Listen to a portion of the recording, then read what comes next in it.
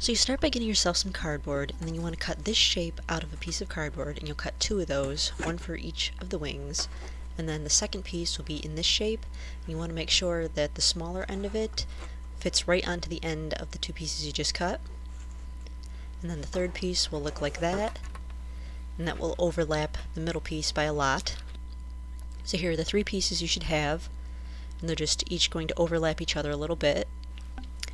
So then get yourself a folding ruler. These joints kind of lock in place. And then you're just going to, each piece is going to cover up two of the joints. So the end one will cover up the first two and hang off, the middle one will cover up the next two, and then the third piece will just kind of cover up the third joint. When you're gluing these on, you want to make sure that you don't get them too close to the joint. You want to leave just a little bit of space so the ruler can still fold. So just run some hot glue along the two joints, and then you're just going to snap the middle piece right on there, glue that in place. You can see the end joint still folds. So then flip the ruler over, and the end piece you're going to glue on the other side across the other two joints, making sure that it overlaps the second piece just a little bit, about an inch. So you'll put some glue on those two joints, and glue that end piece right onto there, and the end of it will hang off of the ruler. It'll extend beyond it.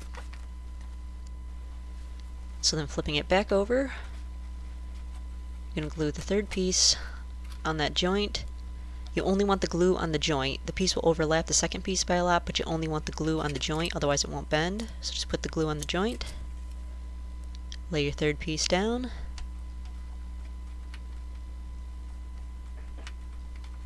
and then you can see it still bends.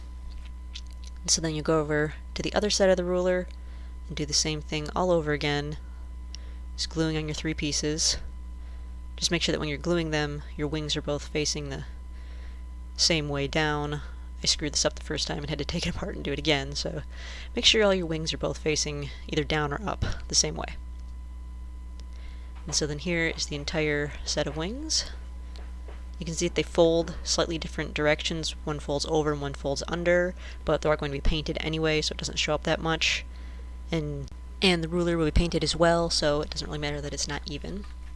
So in the center, those joints, you don't want them to fold, otherwise your wings will be flopping down. So you just want to take some spare pieces of cardboard, you're just going to put them over the joints, and then you're just going to tape right around them, kind of like the old popsicle splice trick. You're just going to duct tape around those, and that will keep the joints from bending in the center. And the other two joints will do the same thing, make sure that they don't bend.